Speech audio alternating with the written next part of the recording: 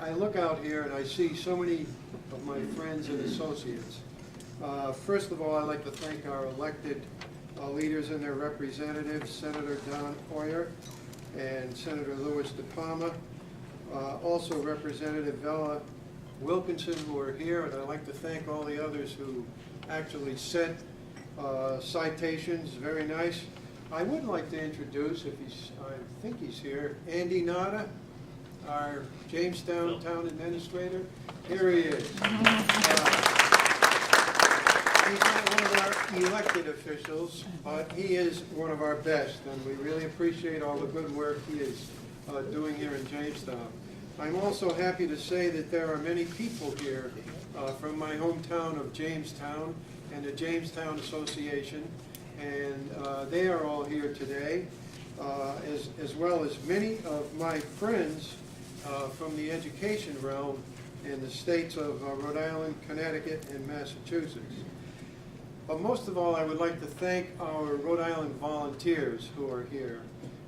They, under the leadership of John DiTomaso and Tia Sigolonsky, and our State Leadership Council have done a lot of good with our own legislature in putting forth the needs and meeting all the needs of older people in Rhode Island.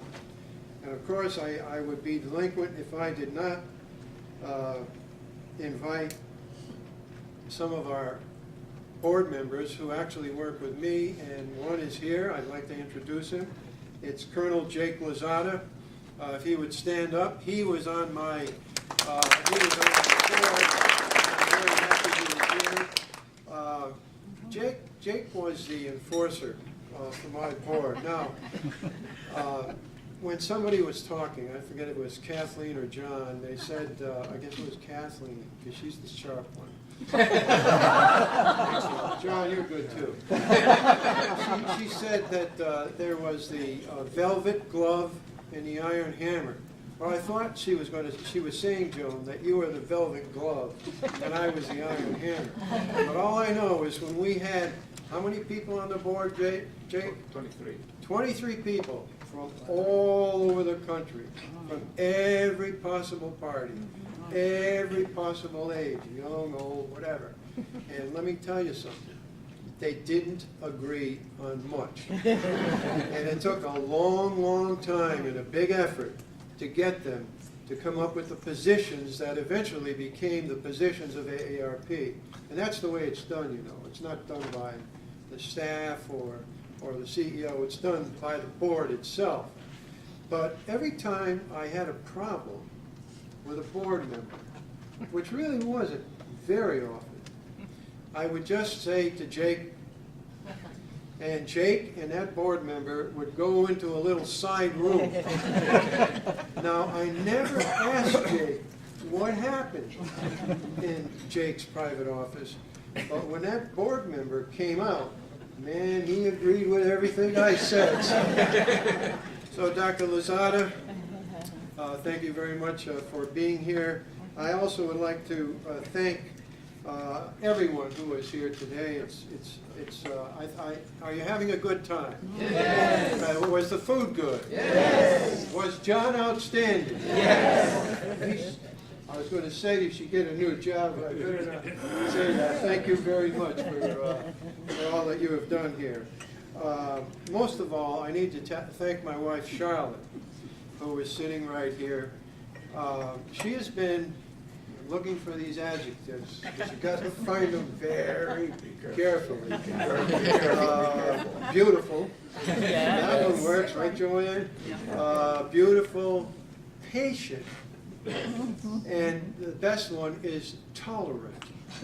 Because if it wasn't for her tolerance, I would never have been able to spend all these hours and days and weeks with AARP. I also would like to introduce my family table over here. I'm happy that my daughter Nancy is here with her husband Mike Gilbert, as well as my extended family, Fred Aldridge and Margaret Zarlengo, who came all the way from Massachusetts. Thank you very much for coming here. We're very happy to have you all here. one of the things that I do want to correct, though, is Kathy Connell. She made a promise to me, you know, when we were working together. She said, look, you take this job, I know you can do it as state president. It's not going to be that tough, as she said. But what she didn't say is, I promise you, the term is limited to 6 years. Well, here I am, 14 years later, working in various positions on the national and state level, and I'll tell you, I'm loving every single minute of it. My wife is shaking her head. I hate to hear what she's going to tell me. But I do want to thank the Rhode Island and the National AARP for actually giving me this opportunity.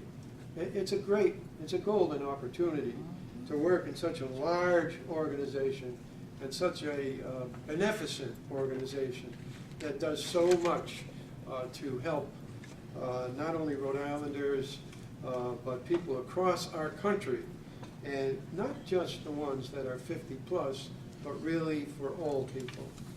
So I appreciate that. It has given me an opportunity to grow, to contribute, to learn, and to enjoy. And this happened at a very, very exciting time. I don't know if you know it or not, but at this moment, the United States of America has reached the 50 million mark of older people age 65 and up. And we are on the way in the next 2 or 3 years, and this is not fake news, this is according to the U.S. Census. 83 million of us will be 65 years and older. And as we all know, as those numbers increase, so will all of the issues surrounding them. Joan actually mentioned a couple of my favorite projects. She did mention the Drive to End Hunger. And I don't know, I don't have her permission to tell this story, but go ahead. Go ahead. She doesn't know what it is. But AARP, I don't know if you know it, has contributed millions and millions of dollars to hurricane victims. That's why that arrangement with FEMA that we have is so important. In fact, there's a young man here who does all the work, or most of the work, in AARP on this FEMA AARP partnership, which really protects better older people during crises and emergencies and disasters, and that's Dale Beach. So if you have any real problems involving your property, and this is a big one for coastal Rhode Island with FEMA, Dale Beach is the guy to see. But to go back to Joan and the Drive to End Hunger, and Jake, don't say a word now, but let me tell you something. We were having trouble getting our whole operation to move ahead on the Drive to End Hunger. AARP was very anxious, looking back, to provide more money for people who are needy across the United States. So somebody on the board came up with the idea with, hey, we need to tap a new audience. So before I knew it, the board had approved a partnership between us and, you ready for this? NASCAR.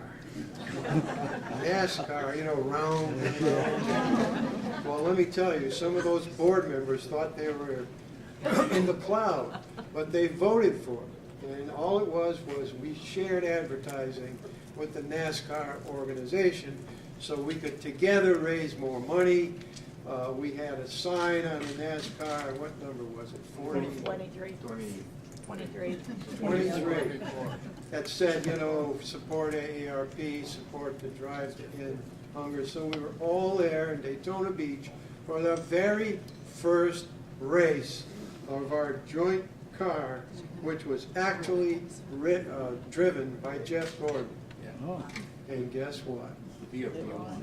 It spun out, cracked up, and got totally demolished. Fortunately, Jeff was able to walk away.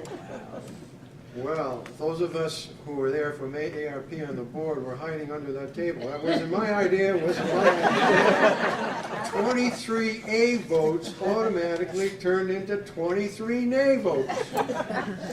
Well, much to our relief, what reappeared on the car is another car exactly like Jeff Gordon's car.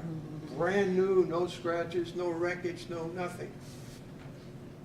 Went around and around and around and won the race.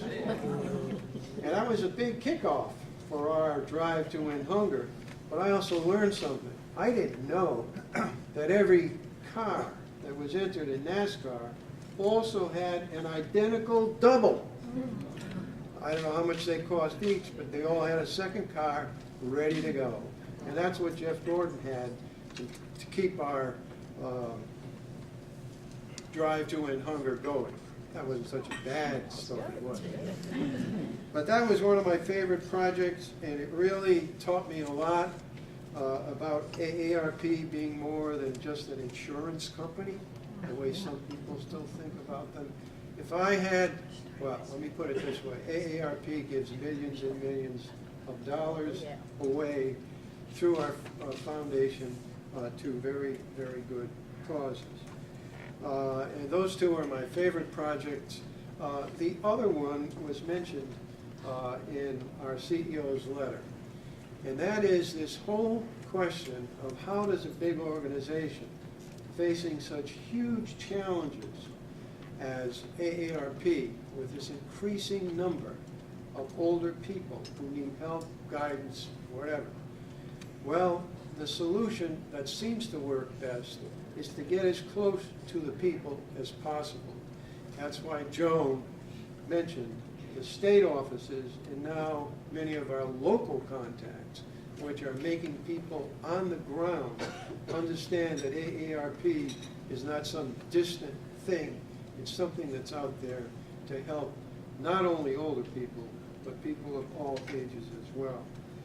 And that whole thing, that idea of working locally and on the state level really appeals to me. And I want to close by giving my sincerest appreciation to Kathleen Connell, Director of the State Office, and the whole staff. She's read their names once, I'll read them again.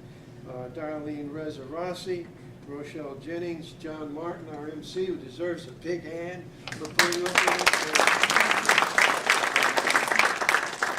John D. Tomaso, and several planning members who worked on this event, including Barbara Peters, who I believe is here. Right, Barbara? How you doing? I know how hard you all work, not only to make Rhode Island one of the best state offices in the country, but also to make this event so special. So I will always remember this day. Thank you, thank you, thank you.